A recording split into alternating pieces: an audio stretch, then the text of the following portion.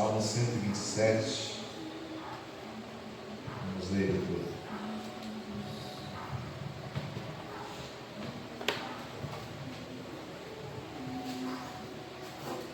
Diz assim: se o Senhor não edificar a casa, em vão trabalham os que a edificam.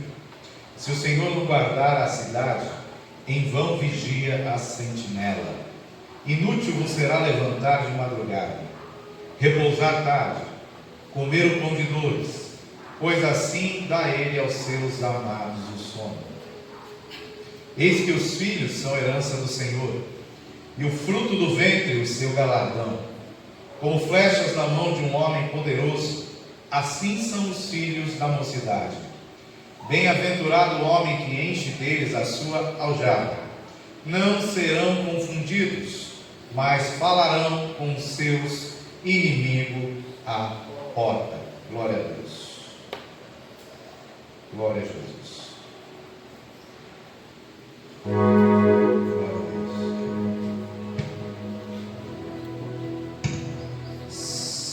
Esse salmo Salomão escreveu, faz parte dos cânticos de peregrinação. Esse salmo ele é cantado quando o povo sobe à casa do Senhor. Salmo 120 ao 134, se eu não me engano, são os cânticos de peregrinação.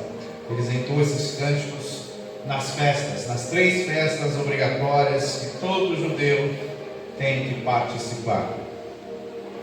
Vamos analisar parte a parte desse salmo, que aqui tem algumas coisas interessantes para a gente. Logo aí no primeiro versículo, vamos dividir ele em 2 partes, que ele fala de casa, trabalho, ele fala de cidade e de vigiar. Então ele fala assim, a primeira parte, né? Se o Senhor não edificar a casa, em vão trabalham os que edificam. E olha que interessante, se a gente for ver textos na Bíblia, desde lá de Gênesis nós começamos a observar que Deus ele vem edificando casa. Então se a gente for lá para Gênesis capítulo 1, o primeiro capítulo da Bíblia, nós vamos ver Deus edificando uma casa. Porém, para se edificar casa, tem um padrão que é bíblico, que nós vemos que ele vem ocorrendo em toda a história bíblica. Nós vamos ver algumas situações aqui e ver que esse padrão se repete. Quando Josué disse lá, eu e minha casa serviremos ao Senhor, é tudo muito bonito. Mas antes dele falar isso, aconteceu algo. E depois que ele falou isso, tem que acontecer algo, para que nós possamos ter uma casa edificada no padrão de Deus. Então lá em Gênesis, nós vemos que Deus, ele edificou uma casa para Adão, para o homem. Ele criou o homem e edificou uma casa para Adão. Não é uma casa como nós estamos acostumados a conhecer, com 4 paredes, telhado, porque Adão morava no paraíso, né? E lá é um pouquinho diferente a estrutura nossa hoje. Mas para Deus poder edificar a casa, preparar o lugar para colocar o homem, antes ele teve que fazer algumas coisas. E esse padrão ele vai se repetindo na Bíblia. E se nós compreendermos e começarmos a agir dentro do padrão de Deus, nós vamos conseguir edificar a casa e ter todos os benefícios que esse e outros textos da Bíblia nos garante aqui. Então lá nos primeiros versículos, quando Deus cria os céus e a terra, ele começa a falar: a terra era sem forma e vazia, havia trevas sobre a face do abismo. Aí Deus disse lá: haja luz, e houve luz, sem separação entre dia e noite, tal, tudo bonito. O que é isso? Isso são eventos que antecedem a preparação da casa para Adão. O que Deus fez nesses primeiros versículos da Bíblia? Ele fez guerra. Deus fez guerra. E a guerra no mundo espiritual, ela é feita com palavras e atitudes. E foi o que aconteceu lá. Então Deus ele começou a fazer guerra. Ele falou: a terra era sem forma e vazia. Por que a terra era sem forma e vazia? Porque tudo era trevas, tudo era escuridão. tudo estava dominado por trevas, tudo. Então o que Deus fez? Ele usou a espada. Lá em Efésios 6 fala que a espada é a palavra de Deus. Então ele abriu a boca e usou a espada. Ele falou: haja luz, e houve luz. Aí o que acontece quando vem a luz? Automaticamente a luz faz separação entre trevas, né, e a luz. Então virou, ele chamou as trevas de noite e a luz ele chamou de dia. Houve uma separação. Aí depois o que ele fez? Ele foi e marcou um território. Ele criou lá todas as coisas, agora ele marcou um território, um jardim, delimitou uma área e colocou o homem dentro. E ali dentro o homem estava seguro, ele tinha segurança. Então olha que interessante. Deus vem, para que a casa seja edificada, as trevas têm que sair. Senão não tem casa edificada na presença do Senhor. Então o Senhor ele já mostra, temos que começar a fazer guerra contra as trevas. Como que se faz guerra com as trevas? Palavras e atitude. Como que eu venço as trevas? Com luz. Aí o Senhor Jesus fala assim: vós sois a luz do mundo. Então nós temos a obrigação de entrar em guerra, usar a palavra de Deus e nós sermos a luz para que aquele local, aquela área, aquele perímetro se torne uma casa edificada no padrão de Deus. Eu já falei algumas vezes aqui, alguns meses atrás, veio uma família, ficava em casa, uma das pessoas via demônios, não dormia à noite, só com remédio muito forte, sentia muitas dores. Ela ficou uma semana dormindo lá em casa, sem sentir dores, sem ver demônios, sem tomar os remédios, porque ali eu marco um território, eu ponho as trevas para fora para correr e falo que só a luz pode ficar ali. Aí quando vem para a luz, as trevas não podem, porque não tem comunhão entre trevas e luz. Então a dor vai embora, os demônios vão embora, porque marcou-se um território. Mas não pode haver trevas. Se tiver pecado, não funciona. A casa não é edificada no padrão de Deus. Então eu tenho que tirar todo o pecado. Luz, haja luz. Haja luz é a mesma coisa que eu falar, seja santo. Senão não funciona o padrão. Então Deus fez isso. Antes dele levantar a casa e colocar Adão para desfrutar, comer as frutinhas lá no jardim, primeiro ele teve que tirar toda a treva. Quando as trevas saem, aquilo que era sem forma e vazia começa a criar forma. Quando as trevas saem, o milagre começa a ser desenhado por Deus. Mas tem que tirar as trevas, senão não funciona. Então se Deus fez guerra, marcou um território, foi lá, conquistou o território, o que ele faz? Ele bota um soldado, Adão. O que Adão fez? Adão foi lá e deixou as trevas entrarem, ele pecou. Aí o que Deus falou? Na minha casa não, no meu território não, haja luz. Adão foi embora. Por quê? Porque não pode ficar pecado. Então ele tirou as trevas de novo. Adão saiu. O que Deus fez? Botou outro guarda chamado querubim, com uma espada flamejante de fogo para guardar. Para quê? Porque as trevas não voltam. Porque no padrão de Deus, a casa que é edificada por Deus não pode ter trevas, tem que ser luz. E Deus coloca soldados lá. Se o homem falha, vai para fora.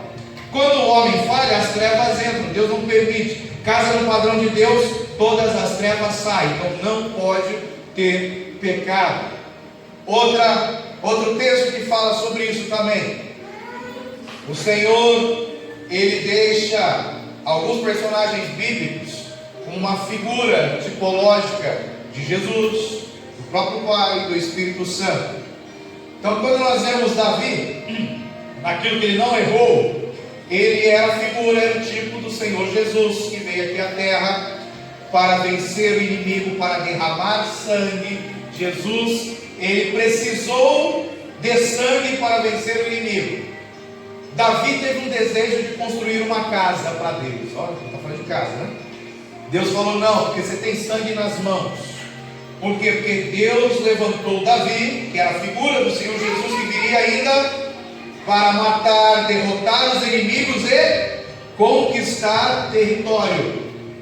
Foi exatamente o que o Senhor Jesus fez. Depois que Davi conseguiu derrotar todos os seus inimigos, diz a palavra, depois dele conquistar vários territórios que já estavam há anos no poder dos filisteus, dos amonitas, dos moabitas, conquistar de volta para Israel, Deus não permitiu ele construir casa porque ele estava com as mãos cheias de sangue.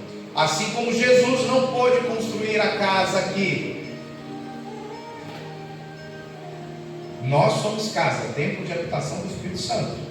Jesus não pôde, ele deu início à obra. Aí o que ele falou? Eis que eu vos envio outro Consolador. Ele enviou o Espírito Santo para completar a obra nas nossas vidas. Então Davi, ele conquistou territórios, derrubou o inimigo, botou as trevas para correr de lá. Aí o que ele faz? Vou botar uma pessoa lá, Salomão. Salomão edificou a casa. Salomão é tipo do Espírito Santo. E Salomão, ele só construiu a casa de Deus, a casa que foi edificada depois de guerra.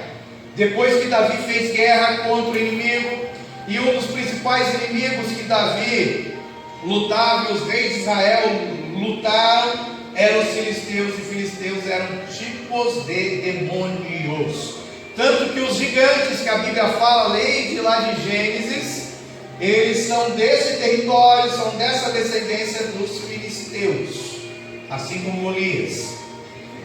Então, Salomão só pôde construir a casa, templo, edificar a casa no padrão de Deus, depois que Davi, seu pai, foi lá e dissipou as trevas, derrotou os inimigos. Então, mais uma vez, para se construir uma casa no padrão de Deus, as trevas têm que sair. Eu tenho que conquistar o território para poder fazer essa edificação. Aí o que acontece? Ele fala, se o Senhor não edificar a casa, em vão trabalhos que edificam. Então tem pessoas que estão aí, estão na igreja, estão tentando, estão fazendo aquilo que não dá certo, problema lá dentro da casa, problema com os filhos, problema com isso, problema com aquilo. Por quê? Porque não está fazendo guerra, não tirou as trevas, continua pecado, continua pecado, continua pecado, continua pecado, não está no padrão. Então tudo que ele faz é em vão. Só isso. Pode fazer o que for, se não tirar as trevas, se não tirar o pecado, tudo que fizer vai ser em vão, porque está fora do padrão de Deus. Por isso que tem coisas que tem que ser resolvidas rápida, porque senão vai ser em vão. Ele fala em vão trabalhos que edificam. Você pode até estar tentando, eu estou tentando, estou fazendo, estou ali, estou com o coração, estou envolvido. Tem pecado, não funciona. Está na Bíblia, é em vão. Então tem que se resolver, tem que tirar as trevas, fazer guerra, conquistar território para ele. Então a mesma coisa, Jesus encarnou, derrotou os inimigos, conquistou o território, pessoas, nós somos pó da terra, ele conquistou o território para quê?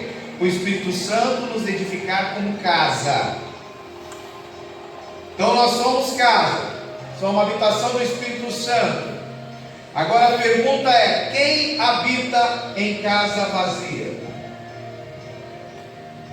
Lembra que eu falei? Para que seja no padrão de Deus, a casa edificada no padrão de Deus, não pode haver trevas. Se a casa não está edificada no padrão de Deus, quem habita na casa? Trevas, não tem luz. Quem habita em casa vazia? Mendigos, sujeiras, bichos. E o que isso acarreta para a gente? Maldições, enfermidades, problemas, demônios agindo, muita opressão. O que nós precisamos fazer? Nós precisamos fazer guerra.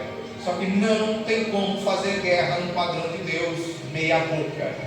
Ou eu entro para fazer a guerra e vencer, ou eu já entro na guerra para perder. Não tem como. Como que eu entro para vencer? Em santidade, sem trevas, sem pecado. Quando eu entro na guerra em santidade, sem trevas e sem pecado, eu não luto. Deus luta comigo. Acabou. Se não for isso, eu vou me esforçar, eu vou tentar, eu vou jejuar, eu vou orar, vai ser tudo em vão.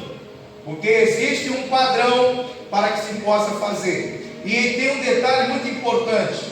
O apóstolo Pedro, ele escreve lá em uma das suas epístolas, falando que nós somos reino, sacerdócio real, nação santa, tudo bonitão, geração eleita. Mas tem um detalhe nesse texto que ele fala: nós somos pedras vivas. Jesus, ele é a pedra angular que foi rejeitada pelos construtores. Qual é a pedra angular? É a primeira pedra que se coloca ali para se poder fazer a construção da casa. Aí Pedro fala: ó, vocês, aceitou Jesus? Então vocês são pedras vivas, fazem parte de uma construção. Então a igreja, eu não sou igreja, eu sou membro do corpo de Cristo, eu faço parte da igreja, eu sou uma pedrinha. A igreja é uma construção, Jesus é a rocha, é a pedra angular. Sobre esta rocha edificaria a minha igreja. Então como que ele vai edificar? Ele vai pegar as pedras vivas e vai colocando, encaixando uma na outra, e vai construindo, até a casa ficar pronta. Quando a casa ficar pronta, ele vem e leva a gente para o céu.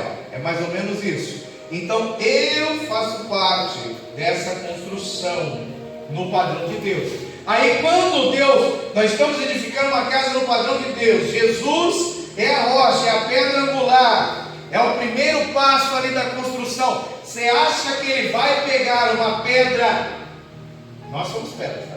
E você acha que ele vai pegar uma pedra suja, uma pedra com defeito, para colocar nessa edificação dele? Não vai. Então, a pedra, ela tem que ser viva. Para a pedra ser viva, não pode ter trevas, não pode ter pecado.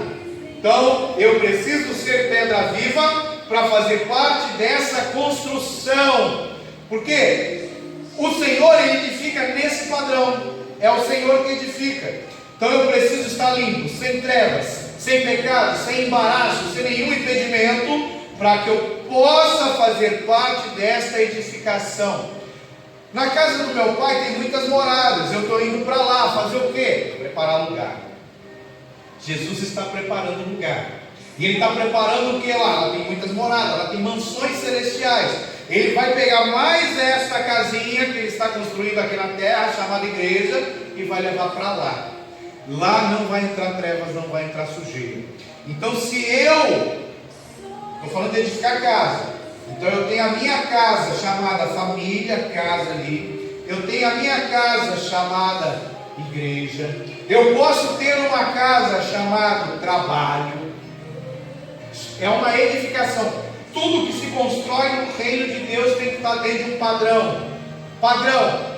A construção se dá através de guerra. E nessa guerra o propósito é tirar todas as trevas, para que eu possa conseguir edificar. Se eu não conseguir tirar as trevas da minha casa, ela vai ficar vazia. Vazia de quem? Vazia de Deus. Vazia do Espírito Santo. Casa vazia vai encher de sujeira, bicho, de enfermidade, de pecado e outras coisas. Então eu tenho que entender assim, né? Ele fala: se o Senhor não edificar, em vão trabalha. Se o Senhor não edificar, os médicos não curam. Se o Senhor não edificar, eu não consigo vencer o vício. É isso que está falando. Ou seja, para o Senhor edificar tem que ter um padrão.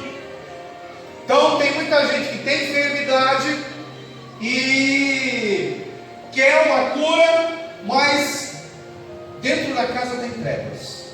Dentro da casa, a casa onde ela mora, dentro da casa aqui, ó, coração dela tem trevas, tem maldições, tem coisas que não foram quebradas, ainda dá legalidade para demônio por causa de pecados, de atitudes, de pensamentos. Então, se eu não entrar no padrão de Deus, ou seja, se o Senhor não edificar, Ele só vai edificar se for no padrão dele. Se o Senhor não edificar, não tem cura, não adianta médico, você vai gastar igual a mulher de fluxo de sangue, vai gastar todos os seus recursos, ficar lá 12 anos tentando ser curado, não vai acontecer, porque está fora de um padrão. Então nós precisamos entrar em guerra para vencer. Quando eu entro em guerra, eu começo a edificar uma casa no padrão de Deus. Lembrando que para fazer guerra a gente fez foi um mês aqui ministrando sobre a armadura de Deus. Foi um mês para a gente entender que antes de vestir a armadura, eu preciso estar com vestes de salvação e vestes de santidade. Senão não adianta botar armadura. Você nem consegue vestir porque a armadura é de Deus, não é nossa. E a armadura de Deus não vai sobre sujeira, só vai sobre aquilo que está branco com a neve. Ainda dentro desse versículo 1, versículo não, salmo é verso, é música. Dentro do verso 1 ainda: se o Senhor não guardar a cidade, em vão vigia a sentinela. Você vai ver que todo esse texto, esse Salmo 127, ele fala de guerra, do começo ao fim. Do primeiro ao último versículo ele fala de guerra. Só que ele vai dando passos. São etapas que têm que ser conquistadas numa guerra para eu conseguir ter os benefícios. Então ele começa falando: primeira coisa é a casa. Primeira coisa é a casa, eu, casa de Deus. Segunda coisa, minha casa, minha família. Aí depois que veio a casa, eu preciso da cidade. Olha que interessante, que a casa vai ficar onde? Numa cidade. Então eu tenho a casa, ela está dentro de uma cidade. E se eu estou num estado de guerra, e eu conseguir tirar as trevas da minha casa, pessoa, se eu conseguir tirar as trevas da minha casa física, minha família, o meu inimigo ele vai continuar me atacando. Só que não tem como ele entrar aqui na minha casa física, pessoa, porque aqui está preenchido com luz. Não há comunhão entre trevas e luz, a luz não consegue entrar.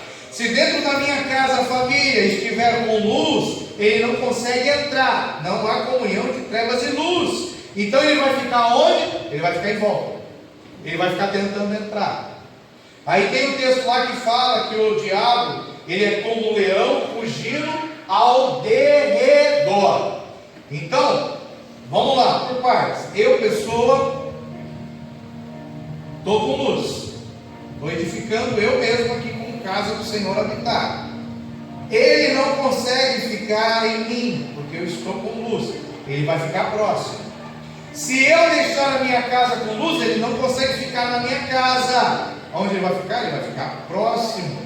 Eu já falei aqui, acho que uma vez, não sei quando foi na vigília, que uma vez o diabo apareceu na varanda de casa do lado de fora. Ficou me afrontando, eu vi ele. Só que ele falou que ele não podia entrar, porque tinha luz. Estava cheio de anjos naquela hora, dentro da casa de madrugada. Ele não conseguia entrar. Então ele fica próximo. Aí o que Deus está falando? Já que você edificou casa, e essa casa fica numa cidade, o que você vai fazer agora? Vamos encher essa cidade de luz. Por quê? Porque o diabo vai ficar do lado de fora. Aí a tua casa vai ter segurança. O que acontece? Tem muitas pessoas hoje que dentro de casa, elas ficam com medo, elas não conseguem dormir direito, elas não conseguem ter paz, elas ouvem barulhos, ouvem vozes, vêm vultos dentro de casa. A casa é uma guerra, é briga, é discussão, é uma confusão violenta. Porque o diabo, ele vai tentar tocar em você, ele vai tentar tocar na sua casa, na sua família. Se ele não conseguir tocar você na sua casa, na sua família, o que ele vai fazer? Ele vai fazer barulho lá de fora. Para quê? Para não te deixar dormir. Vai ficar tacando pedra no telhado, vai ficar batendo na porta, ele vai ficar perturbando. Então o que o Senhor está falando? Edificou a casa no padrão de Deus.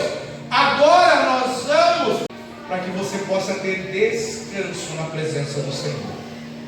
Porque se eu conseguir delimitar um perímetro ali, chamado de cidade, colocar muros, proteção, ele vai ficar do lado de fora, tentando entrar, mas eu na minha casa, quando eu for dormir de noite, eu vou descansar e vou dormir tranquilamente, porque ele não está ao redor da minha casa, ele vai estar ao derredor. O que é ao derredor? É para lá das muralhas da cidade. Então existe um padrão que nós temos que ver. Então depois da gente fazer guerra, conquistar o território, construir a casa, o que nós precisamos fazer? Nós precisamos preservar aquilo que foi conquistado. cuidado. Nós precisamos preservar. Como que eu preservo a minha casa que foi construída no padrão de Deus? Conquistando a cidade agora. Eu vou aumentar agora o tamanho. E isso aconteceu lá em Gênesis também, aconteceu, capítulo 2. No capítulo 1, Deus fez guerra, tirou as trevas. Aí lá no capítulo 2 e 3, nós vemos Deus usando uma palavrinha. Ele repete essa palavra 2 vezes. Quando ele cria um homem, coloca o homem no jardim, ele fala que estava colocando o homem ali para guardar o jardim. Olha que interessante. Ele colocou o soldado para guardar o jardim. Soldado falhou, dormiu no posto, vai embora. Aí ele botou outros 2 soldados chamados querubins lá. Como que eu sei que é 2? Porque lá em Isaías 61 fala isso. Ele botou outros 2 soldados lá. Aí ele fala, ele botou os querubins para guardar o jardim, para que o homem não entrasse lá novamente e trouxesse pecado para a casa que foi edificada no padrão de Deus. Então, depois de edificar a casa, eu preciso guardar, porque a casa precisa continuar limpa. E o inimigo, ele vai querer pegar de volta tudo que ele perdeu. O tempo inteiro ele vai ficar fazendo isso. Ele não dorme. O inimigo, ele não descansa.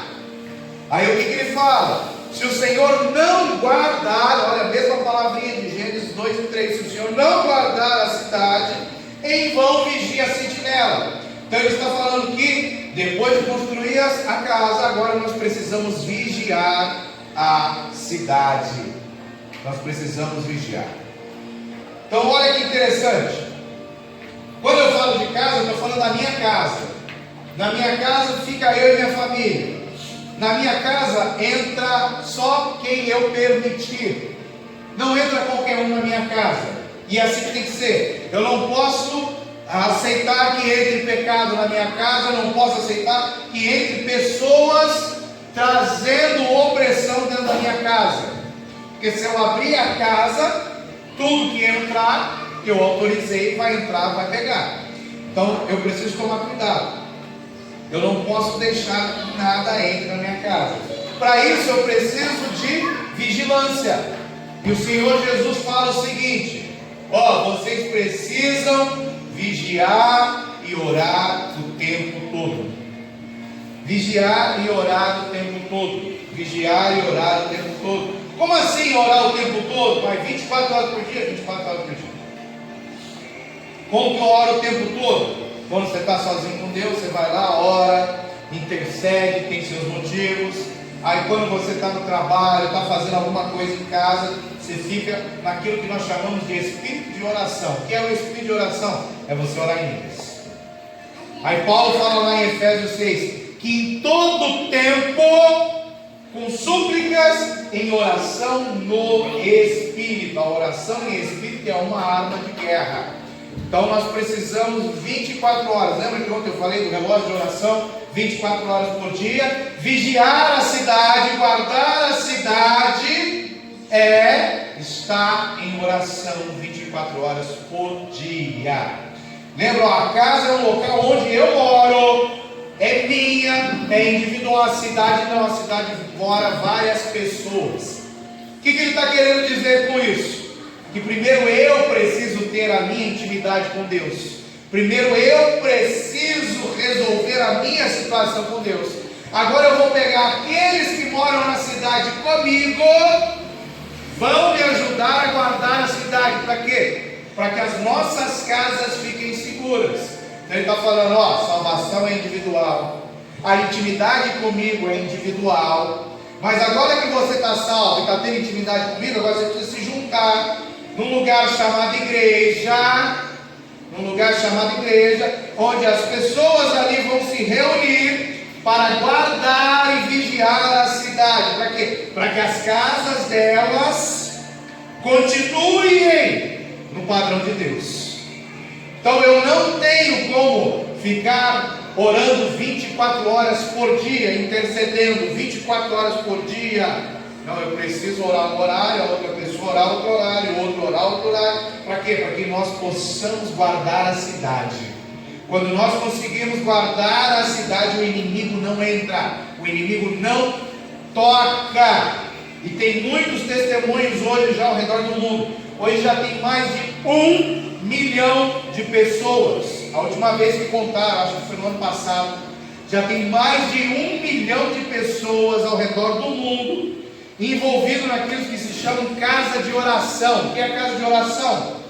É uma igreja como essa, com uma salinha que fica aberta 24 horas por dia. O pessoal entra de hora em hora, de turno em turno, e ficam orando 24 horas por dia. Em Vitória tem uma que funciona, se não me engano, 2 ou 3 dias na semana, e não é 24 horas, são os períodos. Aqui em Vila Velha começou uma também, mas também não é todos os dias, são alguns horários apenas. Tem lugar que é 24 horas sem cessar, fica aberto. Tu vai lá e ora.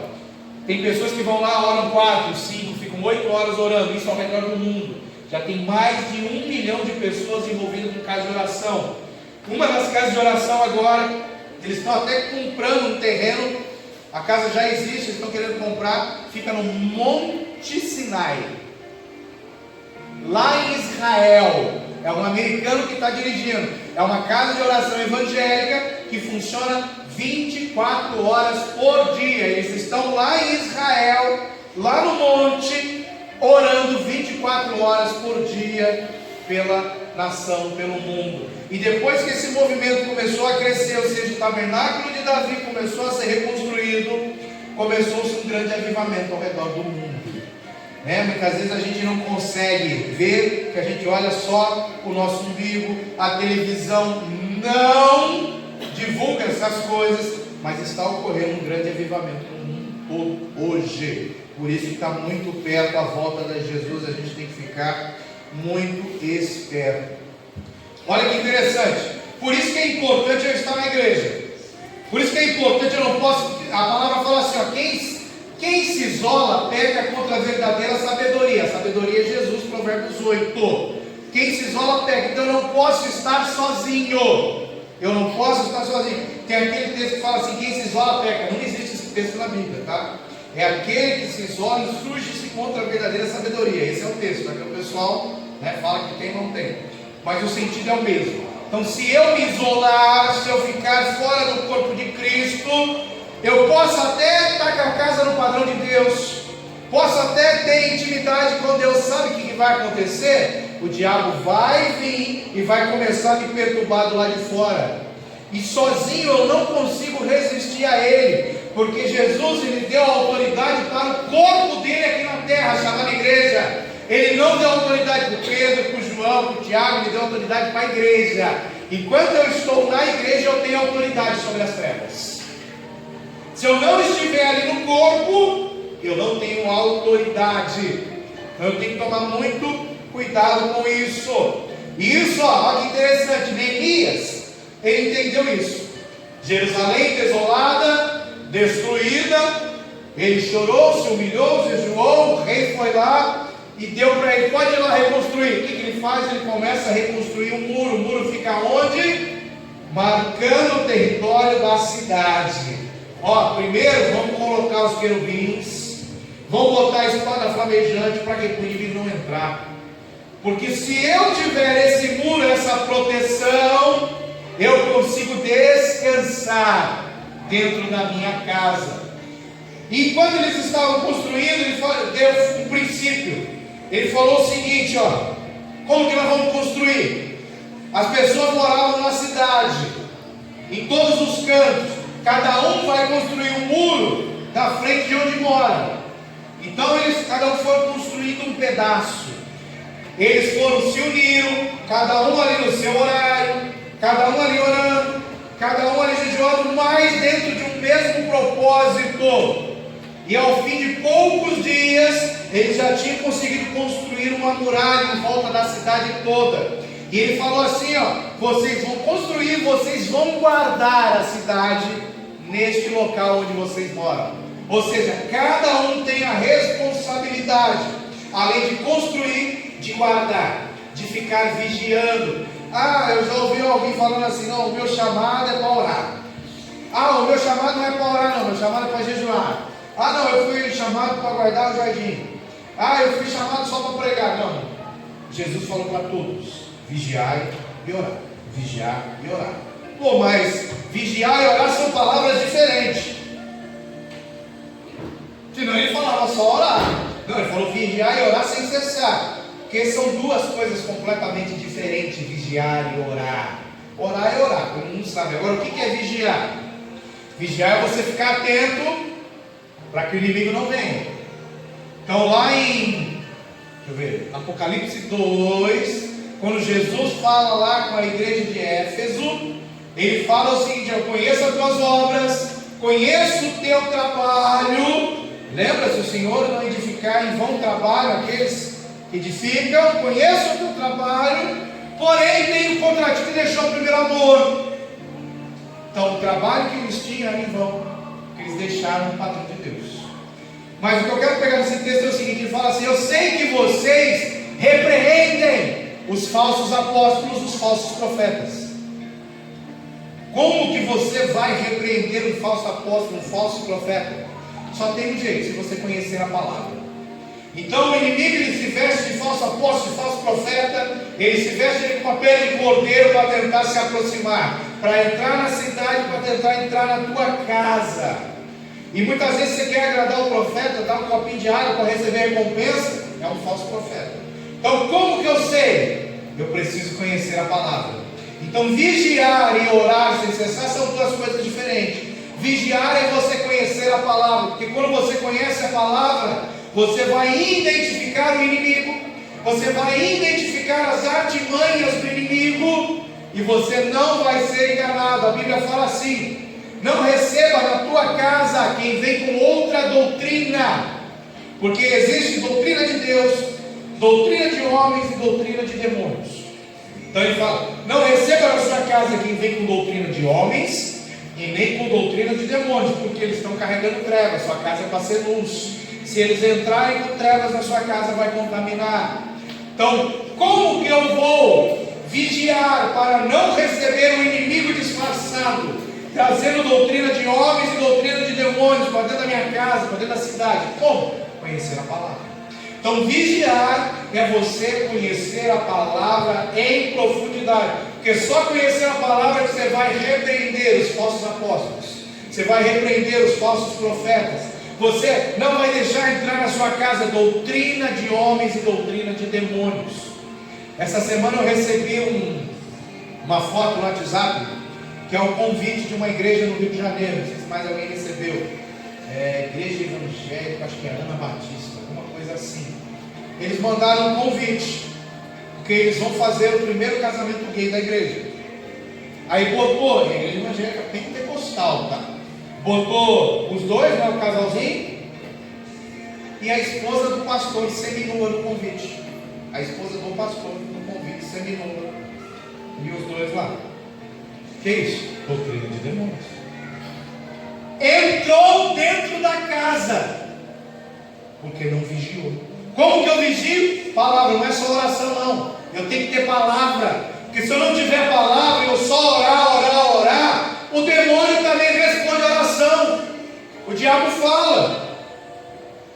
Se você não tiver palavra para discernir, porque a palavra de Deus é mais afiada que uma espada de dois gumes, que ela faz separação entre trevas e luz. Ela faz separação entre juntas e medulas. Ela faz separação entre alma e espírito, entre emoção e aquilo que é espiritual. É a espada, é o conhecimento da palavra.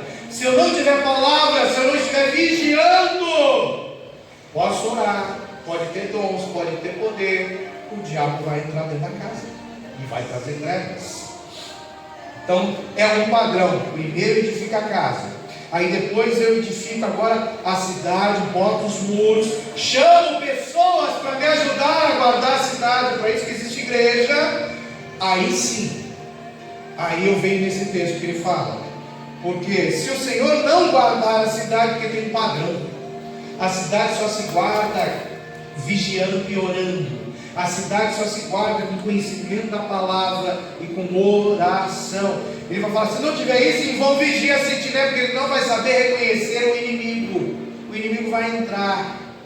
Então, depois que eu edifiquei a casa no padrão de Deus, agora eu preciso guardar a cidade. Deus foi lá, fez guerra, separação entre dia e noite, chamou o diabo de diabo, chamou quem é dele de luz. Ele fez separação, ele deu nome para as coisas, porque eu tenho domínio sobre aquilo que eu dou nome. Então, quando um demônio manifesta na pessoa, muitas vezes ele não quer sair. Ele vai sair, mas ele fica enrolando, ele fica fazendo barulho, ele fica ali, né, tentando resistir. Por quê? Porque tem pecados que a pessoa dá legalidade para ele ficar. Porém, quando você sabe o nome dele, acabou. Mesmo que ele resista, não pode mandar que ele vai sair. Então, já teve caso aqui de ter um demônio, ele falar o nome dele, mandar ele sair pelo nome e ele não sair. Sabe por que ele não saiu? Porque ele não era o principal, tinha outro. Aí quando mandou sair esse principal pelo nome, o outro foi junto. Então, quando a gente sabe o nome, a gente tem domínio. É por isso que Deus levou todos os seres diante de Adão, para Adão dar um nome. Aí ele falou: domine sobre a terra, sobre toda a criação, porque aquilo que eu dou o nome, aquilo que eu sei o nome, eu tenho domínio. Então, eu tive um filho, eu fui lá e dei um nome para o meu filho. Eu tenho domínio sobre ele, eu sou responsável sobre ele, eu tenho autoridade sobre ele, porque eu dei o nome. É um padrão de Deus, é um padrão bíblico. Por isso que os judeus, quando vão dar um nome, tem toda uma cerimônia, tem todo um significado e tal, porque eles sabem o poder que tem quando você dá um nome a alguém, a algo, alguma coisa.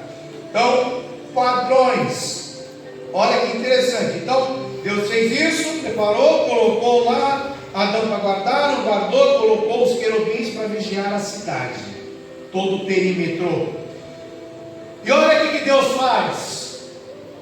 Deus, ele também hoje, aqueles que estão na sua casa edificados no padrão dele, diante de luz, fazem isso porque amam a Deus. E aqueles que amam a Deus, Deus coloca os seus anjos ao redor.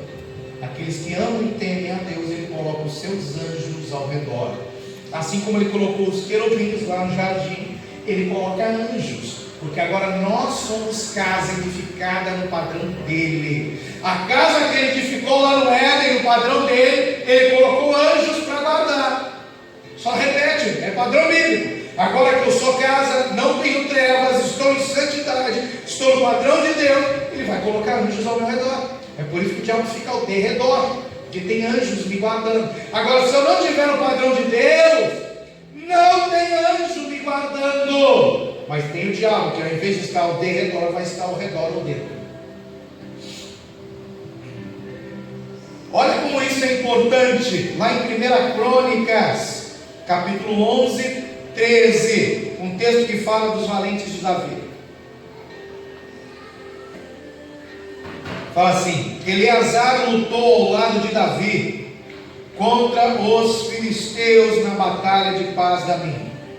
Ele estava numa plantação de cevada quando os israelitas começaram a fugir. Ele não estava na casa dele, ele não estava no campo de batalha, ele estava ali na cidade, ele estava numa plantação defendendo algo que era comum a todos. Não era egoísta. Quando o inimigo, os filisteus, tipo de demônios, atacaram, o pessoal, fugiu. Versículo 14. Então Eleazar e os seus soldados, igreja, ficaram no meio da plantação e lutaram contra os filisteus. E o Senhor lhe deu uma grande vitória. Agora imagina, você está num exército grande, milhares de pessoas. O exército ele tem divisões. Então eu tenho lá uma legião, 6.000 soldados. Agora esqueci o nome que é. Aí você tem uma outra partição que é 10% de uma legião. São 600 soldados. Aí você tem um centurião que comanda 100 soldados. São partições.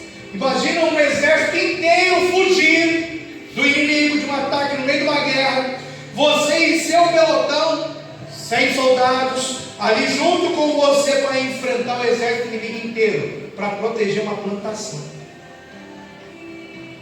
que ser corajoso. Por isso que ele estava no meio dos valentes de Davi.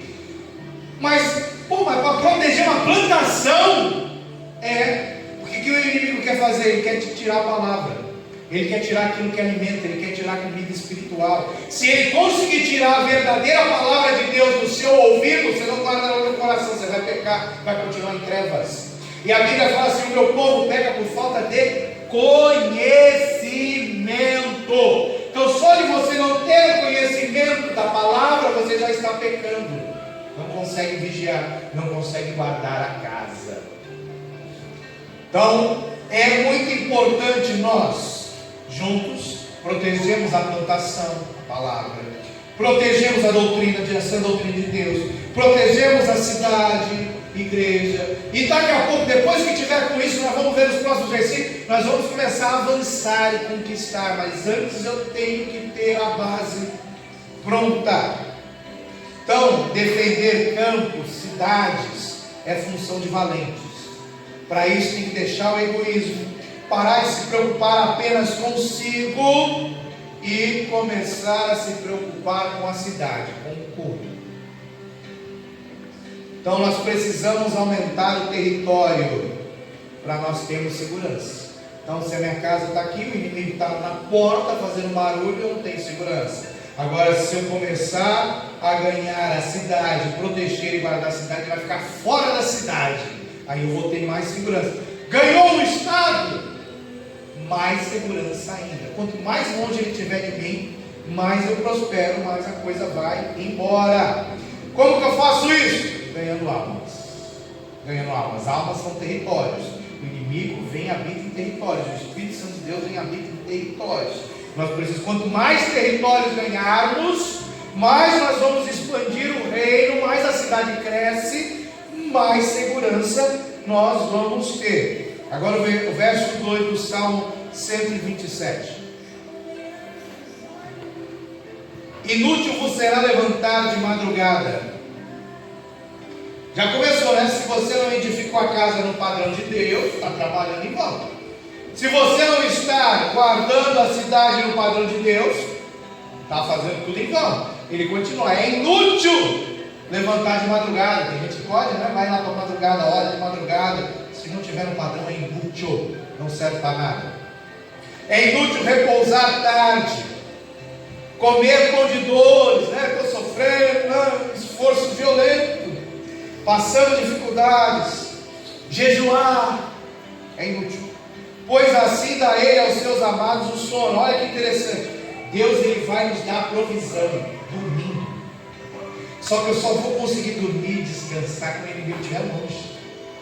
Se ele estiver dentro da minha casa, não tem descanso, você não vai receber a provisão de Deus. Se ele estiver do lado de fora fazendo barulho, tu não consegue dormir, você não tem descanso, não recebe a provisão de Deus. Então ele tem que estar fora da sua cidade, para você conseguir descansar. E quando você estiver descansando, Deus vai dar. Aí tem, eu já ouvi algumas pessoas falando, né? Vai jejuar, vai entrar em consagração. A pessoa quase não dorme, ela faz de tudo para dormir pouco. Esse texto fala que a provisão de Deus vem no sono. Tem a hora que você estiver dormindo. Deus ele se manifesta em visões, principalmente em visões noturnas, quando você está dormindo. É aquilo que nós chamamos de sonhos proféticos. Então, se você não dorme, se você não descansa, se você não dá o repouso que o corpo necessita, que foi Deus que estabeleceu, não vai receber muita coisa. Então, eu preciso entender que eu tenho que estar dentro de um padrão. Então, tem coisas que não vão funcionar. Então vai vir medo, cativeiro, você vai trabalhar muito e vai ser inútil, não vai adiantar. Lá, quando o povo entrou na terra prometida, lembra que eu falei de Josué? Comecei falando de Josué, eu e minha casa serviu o Senhor. Para ele poder falar isso, para ele poder construir uma casa ali na terra prometida, antes ele teve que fazer guerra, teve que botar os inimigos para correr. E o Senhor falou: se vocês não matarem os inimigos, eles vão habitar no meio de vós e vocês vão se corromper com os costumes deles. Então, Josué só conseguiu edificar a casa depois que ele conquistou o território e matou o inimigo. Padrão bíblico, está lá de gente que vai se repetindo. Beleza, aí ele falou: eu e minha casa serviremos ao Senhor. Josué morreu. que aconteceu? Os inimigos voltaram a oprimir, escravizar, colocar medo no povo de Deus. Por quê? Porque simplesmente a Bíblia fala que quando Josué e os anciões morreram, eles não guardaram a cidade. Por quê? Porque teve territórios como Jerusalém que foi conquistado e os inimigos não foram mortos, não foram expulsos. Os jebuseus habitavam em Jerusalém até a época de Davi. Centenas de anos depois que eles conquistaram a terra. Muitos dos inimigos estão até hoje lá em Israel. Por quê? Porque eles entraram na terra prometida milhares de anos atrás e não mataram os inimigos que Deus mandou matar. E eles estão atormentando até hoje. Então é um padrão bíblico. Tudo vai ser inútil se eu não começar a fazer. O negócio vai ser tão inútil, que você vai estar ali trabalhando, você vai ver que todo o dinheiro que você pega na mão some.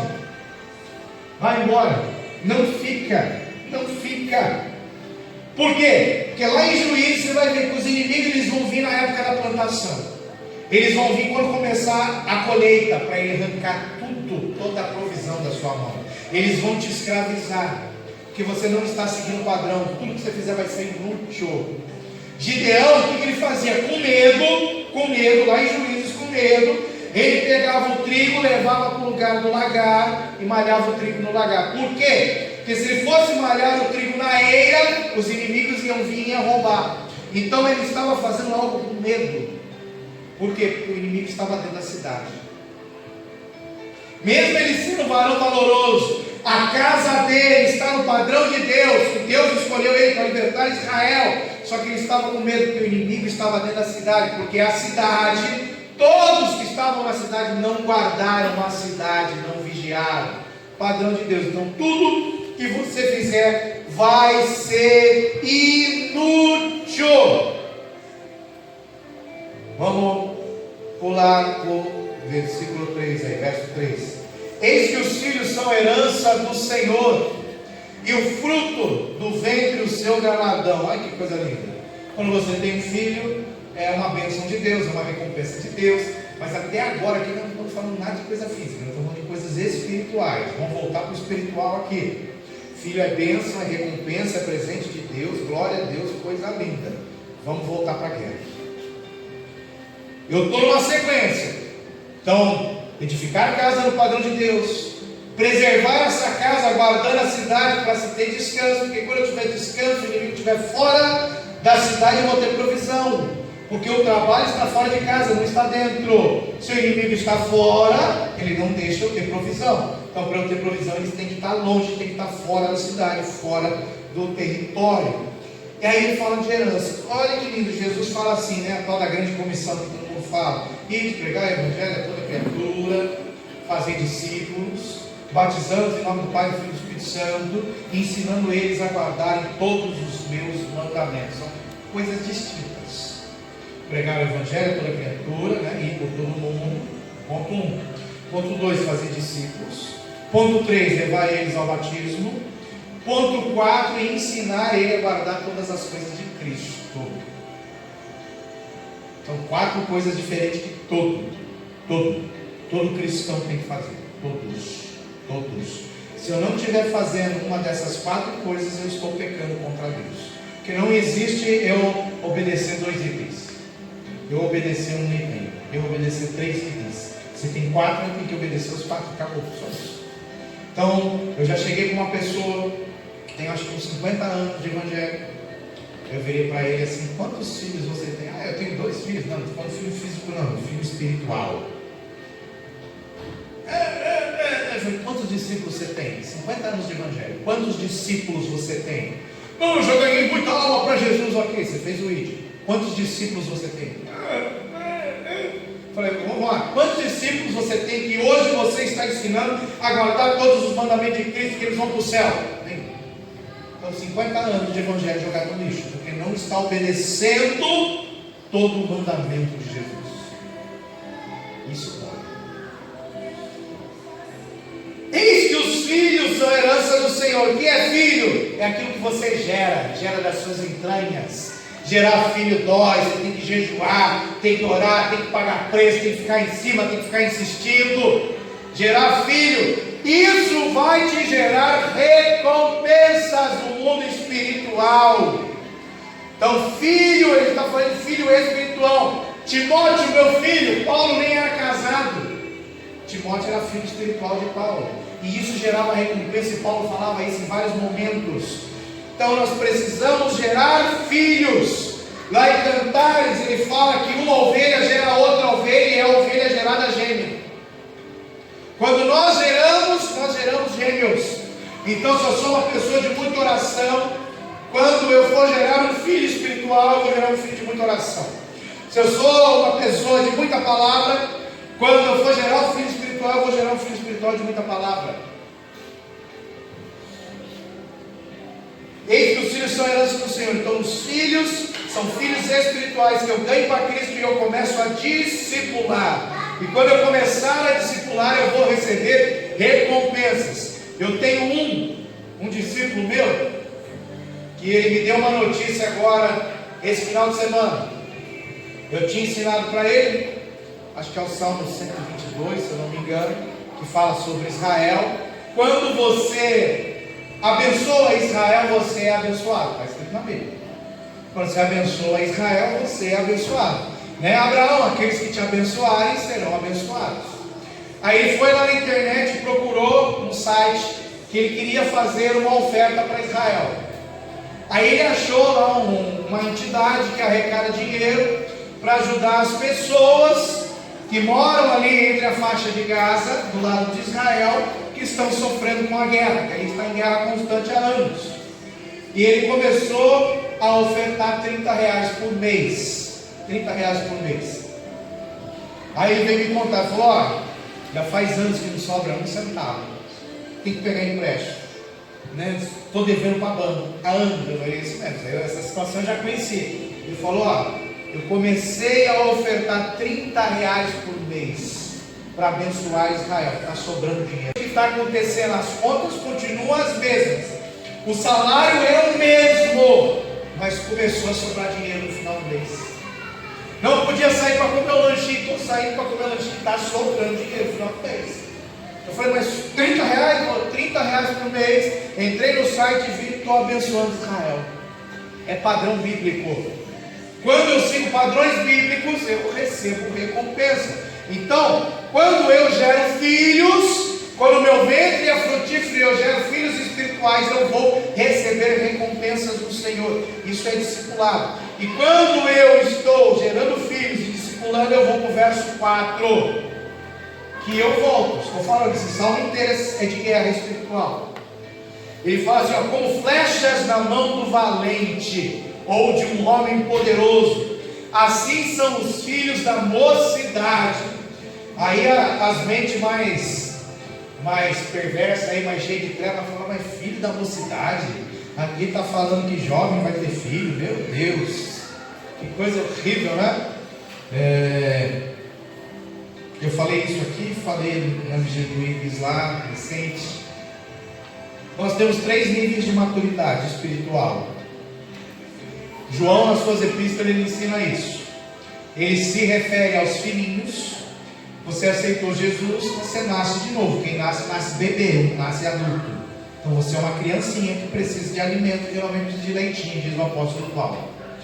Aí quando você cresce na fé, você se torna jovem, mocidade, torna jovem.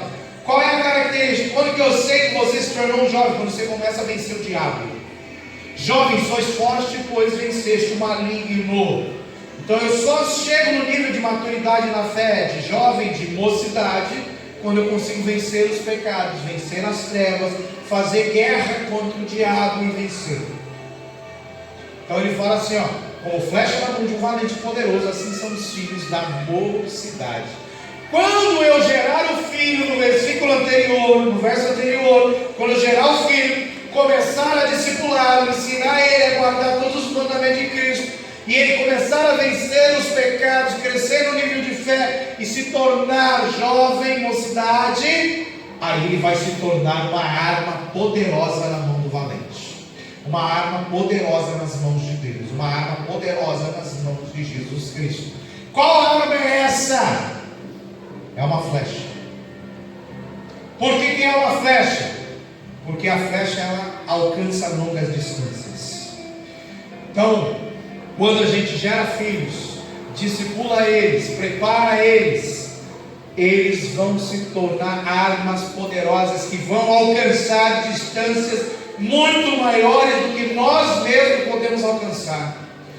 Então tem uma pessoa que foi entrevistaram ela e falaram assim, né? O que você fez para o reino de Deus? Ele falou assim: eu ganhei uma alma, o reino de Deus, em 40 anos. Mas uma alma só. Eu falei assim: eu ganhei uma alma. E a minha recompensa é maior do que a maioria de todos os cristãos. Como assim? Ele falou: eu ganhei um homem chamado Billy Graham. E Billy Graham ganhou milhões de almas para Cristo. Só que esse homem ganhou Billy Graham. Aí tem um pastor, um profeta de Deus, que quando ele vai ensinar a palavra, ele fala o seguinte: a alma que eu ganho não conta pontos para mim, conta pontos para quem me ganhou. Só que a alma que o meu filho na fé ganhou, conta pontos para mim. Então eu gerei um filho na fé, não conta pontos. Agora, quando o meu filho gerar um ponto, o meu filho, ele só vai gerar outro filho se ele for discipulado, se ele for ensinado, se ele vencer o maligno e se tornar uma flecha na mão de Deus. Então, eu fui lá e ganhei o Júnior, ensinei, discipulei o Júnior, ele venceu o diabo e ele começou a ser uma flecha na mão de Deus, começou a ganhar multidões, começou a curar enfermo, fazer tudo que ele faz, não entra para a pandeireta para mim, porque eu gerei ele, eu preparei ele para ele ser uma flecha na mão do valente. É isso que o pastor ensina, tá? Tem alguns textos na Bíblia que dá fundamento para isso, não é doutrina, mas foi o que aquele homem falou: eu ganhei o Billy Graham, não preciso fazer mais nada, agora é só ir para o céu. E é isso mesmo, ele ganhou um homem que ganhou milhões. Então eu preciso entender que quando eu gero filho, quando eu ensino ele, quando eu faço ele crescer ao ponto de se tornar uma arma nas mãos de Deus, porque ele venceu o diabo e agora ele está sendo usado por Deus, aí eu estou dando resultado. Ah, eu fui lá, preguei na praça, quem quer aceitar Jesus, eu quero a glória. Daqui 2 meses o cara está no boteco de novo enchendo a cara. Sabe por quê? Você foi e pregou o evangelho, mas você não fez discípulo, você não levou ele a morrer para o mundo, você não continua ensinando ele a guardar todos os mandamentos de Cristo. Por isso que não adianta você fazer só uma parte da grande comissão, tem que fazer toda. Então, quando eu faço toda, essa pessoa que aceitou Jesus lá na praça, ele vai vencer o diabo e vai se tornar uma flecha na mão do inimigo. Aí vai estar dando fruto, senão não funciona. Então eu preciso entender que existem níveis de maturidade, e esse processo de gerar discípulos, ele vai se consolidar quando o meu filho espiritual se tornar jovem, vencer o diabo e ser uma arma poderosa nas mãos de Deus. Para fechar, o último verso, que diz assim: bem-aventurado o homem que enche deles a sua aljava. Não serão confundidos quando falarem com os seus inimigos. Eu falei, o salmo todo é de guerra. O salmo todo é de guerra. Edifica aqui a cidade, a casa do padrão de Deus. Começa a guardar a cidade para o inimigo ficar do lado de fora. Se o inimigo está do lado de fora, ele não toca na plantação, eu vou ter provisão, vou ter recursos de Deus. Com isso, eu vou conseguir gerar filhos, treinar, capacitar para eles se tornarem uma arma na mão de Deus. Quando isso acontecer, essa palavrinha aí que a gente está vendo, bem-aventurado, ela tem um significado no original dela de ser feliz, mas feliz por completo, não é só uma felicidade momentânea. Jesus usa essa palavrinha lá em Mateus 5 no Sermão do Monte: bem-aventurado quando vos perseguirem. Eu sei que você vai ser feliz completamente quando te perseguirem por amor do Evangelho. Bem-aventurado por isso, bem-aventurado por aquilo. Aqui é a mesma coisa, ó. Gerou, guardou a casa, guardou a cidade, gerou filhos. Bem-aventurado. Agora você vai encontrar felicidade.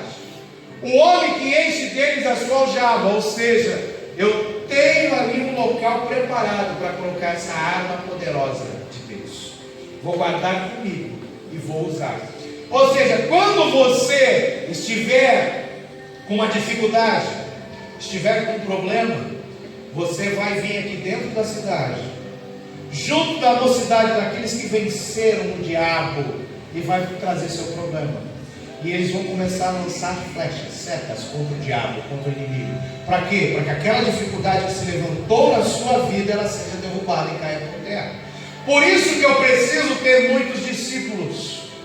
Porque os discípulos vão me ajudar a fazer guerra contra o diabo. Os discípulos vão me ajudar a vencer o inimigo. E ele fala assim, ó, mas falarão com os seus inimigos. Como que eu luto contra o diabo? Mateus 4, Lucas 4, Jesus no deserto, com a palavra, nem só de pão viverá o homem. Somente ao Senhor teu Deus dará adoração, mas falarão. Padrão. Jesus, quando foi lá, ele não deu um soco na cara do diabo. Ele falou, haja luz, as trevas vão embora. Então falarão com os seus inimigos à porta. Tem uma outra tradução que fala que falarão com os seus inimigos no tribunal.